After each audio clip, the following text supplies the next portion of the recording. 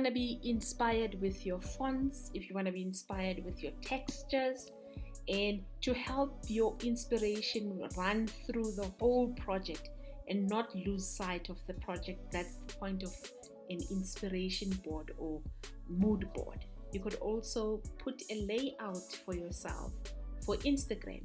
So just to visualize how the end of your Instagram layout is going to look like, a grid can help you nail that. So let's jump in on Canva and showcase how we can play around with grids and do this. Join me. We're going to start with a product grid, and you're going to go create your design so that you choose a canvas. We're going to work with a landscape flyer, and once it's open, we're going to click where it says elements, and we're going to scroll down to the bottom of the page until we find our grids. So you're going to click where it says see all, and then you would scroll down until you find the one grid that you want to work with. You can choose any one that you please, and you can just click on it once, and then it loads the grid like that. We're going to be working with a friend of mine, Joe Scooter from Zimbabwe, who designs Angara clothes. So we're going to be using her products as an example and her brand. So you click on the picture once, you click and you hold and you drag it to the grid itself.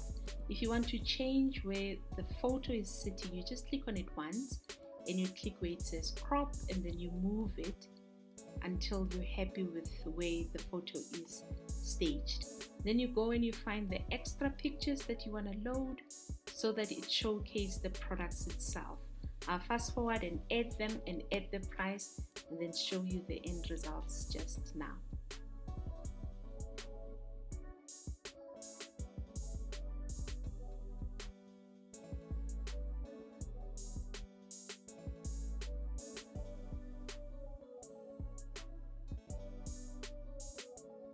And there's your first grid done and dusted. As easy as that. Showcasing prices, showcasing products. By the way, you can find Jo on Instagram and Facebook.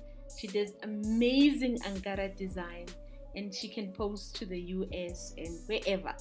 Or the next grid is the inspiration grid. So I just want to show you, when you are on Canva and you search for mood board, you get all sorts of inspiration and templates that are available for you if you wanted to create a mood board and you don't want to go the route that we went just now with Joe's Couture stuff, and you want to go with one that's created already and it's a template. They've got amazing looking templates that could help you with your projects and help you with textures and colors and so on. But if you wanted to create one of your own, then you would select a new template and open a new template, go to elements, and then go to the grids and go find one that you would like to use. Once you found it, you just click on it once and it loads the grid on your canvas. Then you go to your pictures that you've uploaded if you're going to be using pictures to create your inspirational mood board. I went and I used Canva, so I just typed the word green because I'm gonna run a green color project. I went and I typed green, and my inspiration, I needed to get it from photos because a grid, you can only load photos on your grid. And then I started searching for different kind of green colors that I could use for my project. Then I clicked, and on this side of the grid, I wanted to add different kinds of greens that I'm going to be using for my project. And then I went and I looked and I dragged to help me along with my inspiration. I added them there.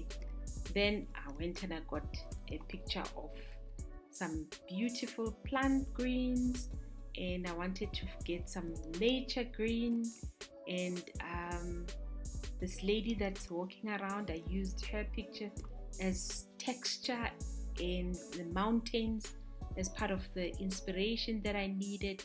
And I needed something in the house, I added that green. And so that's how you put a mood board together, and there's no right or wrong. It is your inspiration.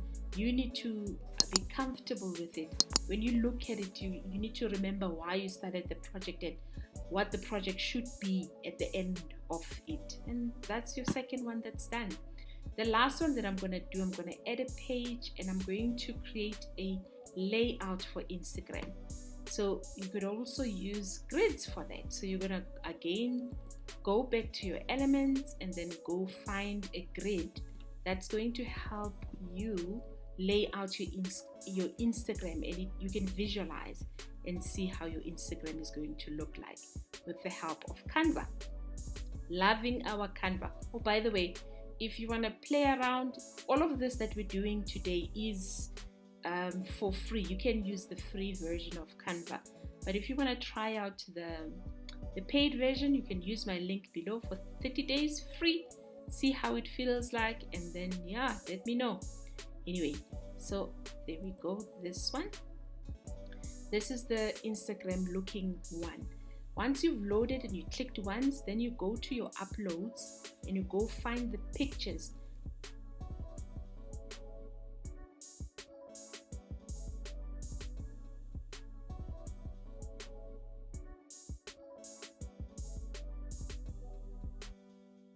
So the end results on my design looked like this. And then I just added a cell phone and I added the picture of the end results. And you could use this as part of your mock-up when you're showing customers that you are a designer and you do design Instagram posts, and you can help them with their layout as well to help them build their brand and their business. So next, you could watch how to create a seamless carousel on Instagram.